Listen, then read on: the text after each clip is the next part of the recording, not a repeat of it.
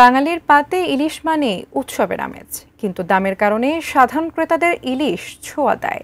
চাহিদা বেশি আর যোগান কম, এমন অজুহাতে সবসময় ঊর্ধ্বমুখী ইলিশের দাম।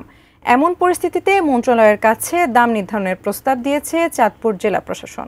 তাতে মিশ্র প্রতিক্রিয়া ক্রেতা বিক্রেতাদের। চাঁদপুর প্রতিনিধি বিল্লাল ঢালির পাঠানো তথ্য ও ছবি নিয়ে ডেস্ক রিপোর্ট। ইলিশের দাম আকাশ ছোঁয়া, দাম বরাবরই সাধারণ ক্রেতাদের নাগালের বাইরে। প্রিয় ইলিশ মাছের স্বাদ ও গন্ধ যেন ভুলতেই বসেছে বাঙালি। ক্রেতাদের কথা মাথায় রেখে ইলিশের মূল্য নির্ধারণ করে দিতে মৎস্য ও প্রাণী সম্পদ মন্ত্রণালয়ে প্রস্তাব পাঠিয়েছে চাঁদপুর জেলা প্রশাসন।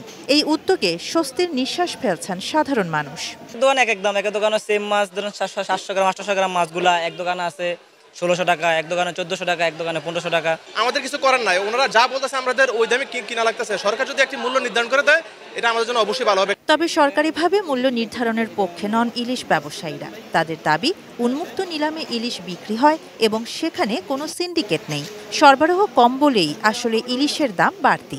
এখানে মাছের আমদানি যত বেশি হবে দাম তত কম হবে, আমদানি কম হবে মাছের দাম বাইরে যাবে। 100 কেজি মাছ ফিল আপ করতে যায় একজনে 1 লাখ টাকা মাছ মূল্যাইছে, আমি মূল্যাইতে 1,20,000 টাকা প্রয়োজন হিসাবে নিয়ে গেছি।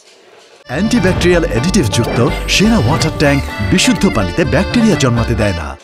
সেই কারণে বাজার যদি বেড়ে যায়, এটার জন্য তো ঘাট দেয় না, এটার জন্য তো আমরা ভুক্তরা থাকি। পচনশীল পণ্যের মূল্য এভাবে নির্ধারণ করা সম্ভব নয়, ঠিকও হবে না বলে মনে করেন এই ব্যবসায়ী নেতা। গত 3 বছর যাবৎ গ্র্যাজুয়ালি দেখছি ইলিশের উৎপাদন কিন্তু কমছে।